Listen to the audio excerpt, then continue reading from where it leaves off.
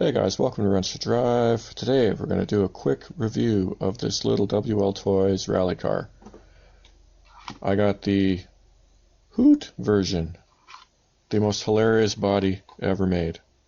I've wanted one of these for a long time because I just love this body. It looks really sharp, and that Hooniclone that they got a little politically incorrect on, it just makes me laugh every time, guys. It makes me laugh every time. It is just one of those things that has levels of comedy to it that are plentiful and amuse me to no end. It's obviously a Ford rally car ripoff with these Sonic logos instead of Ford. I really like this body, and it looks just as good in person. If you like it, you're going to like it in person. If you don't like it, you're not going to like it in person. To me, it's much nicer than the newer version with the blue rally style body. Even though the newer one comes with LEDs and by all accounts is pretty spiffy, I definitely like this one the best. It's by far their nicest body. Now, if you're new to these cars, really quick, this is the rally version. It has open diffs, so that it's got differential action. You can see that is not turning the motor. That's an open differential. The rally car, or sorry, the drift car is the one with the Porsche body, and if you want drifting, locked up diffs are almost an essential in these little cars. So you're either better off buying that Porsche or using a little DIY and either locking up these diffs or putting in some metal diffs that are adjustable and can be locked up by tightening a bolt. So that's really important to note. Another really important note in this car, a newer thing in the WLToys, is that metal pinion gear on the motor. Good, bad, very difficult to call. The interesting thing is these come with spare pinions, and the problem is that metal pinion is notoriously difficult to get off.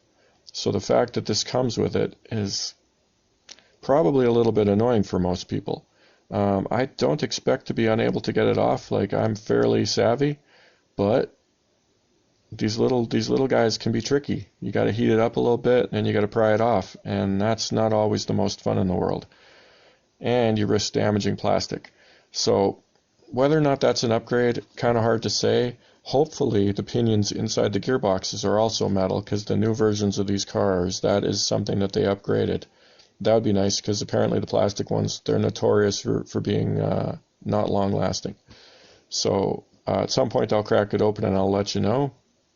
Assembly, very, very good. I've had a shock off on the front and the back. It's kind of hard to show, so I didn't bother leaving it apart. Back's a little bit stiff, not crazily so. Front, much less stiff. Still just a hair. I think it's very likely that it's going to run in just beautifully and everything will work nice. You definitely, when you get one of these guys, run at least a couple of batteries through it. You want to put it, I would say, an hour to 2 hours to let everything run in. Gears smoothing up a little bit, differential smoothing up a little bit. Taking it apart right out of the box is, depending on how badly it's put together, it's not the biggest waste of time, but it's worth running the car to see how everything is before you take it apart. Run everything in, then go through and start massaging if you want it to work absolutely perfectly. Now, why did I buy this? Well, I needed batteries. Where I live, these batteries are about $12 each. This car came with 2 batteries, and I love this body. If I wanted to buy this body, it would cost me absolute minimum, cheapest I could possibly get on AliExpress, $10. That's $35. This whole thing to my door, $70 Canadian. That's about $50 US. That means the chassis was a whopping $35 worth of value to me. This car is the cheap radio version. They have a nicer radio version. I don't know if it's totally worth it. I'm in my book, no, because I would rather just upgrade the electronics in the car, put in a different receiver, put in a different ESC, and away we go, right? This has throttle dual rate, which is essential in my opinion, because this car is stupidly fast out of the box. If you've never driven one of these, you're going to want to turn that dual rate down to slow the car down so that you can get the hang of driving it, not mentally out of control fast. Now, the reason it's an adventure is because this drivetrain out of the box is a little bit stiff, so when you're working the throttle with your finger, it's hard not to have a heavy finger. And when you wick that throttle a little too hard, this thing is moving in a hurry, guys. It is moving in a hurry, and I'll put some video in the background here to show you. So dial down that dual rate, get a feel for it, and then have yourself some open space, because the more you crash these things, the more likely you are to break stuff. It is what it is. And get the hang of it. Get it running a little bit. Hopefully the control improves a little bit, because the speed control in this is pretty linear. Like it's got good multi-step in theory, but it takes a bit to get things turning. That's why it is prone to leaping forward like that, and it's because it's brushed. Brushless would definitely work better in this car, but for the money, you get what you get, and it's pretty darn good. Like this car, I'll tell you, you're not going to get much more for your money than this little bad boy. Metal chassis, decent electronics. Like I said, the only downside is overall it could be, it definitely has room for improvement. Better electronics, better brushless power. It would be an improvement for sure. And maybe at some point here I'll slap a brushless motor in this and show you. But this car's really nice out of the box, guys. Well put together. It drives really nicely. Parts are super common, super available. In my opinion, definitely something worth considering if you're looking at getting into the hobby. Now, the one thing, like I said, super clear, gotta be clear about this. If you want to drift, you're gonna have to do some more to this car before you can drift it, because out of the box, that is not its strong suit. And I'll put some drift tires on it and just show you here. But it is, it's not the best car out of the box for drifting. It just is what it is. So that's something to take into account. And that the Porsche version, much better, because it has the lock diffs. It's going to drift better.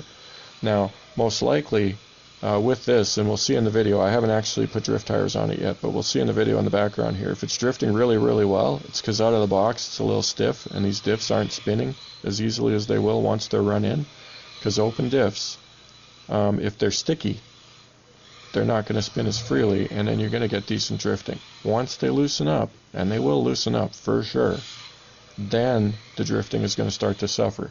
So that's something to take into account. Now you can definitely, put some goop in there, stiffen up those diffs. You don't have to spend real money, but there are, adjustable diffs out there, ball diffs, lockable diffs. I'll put a picture in here.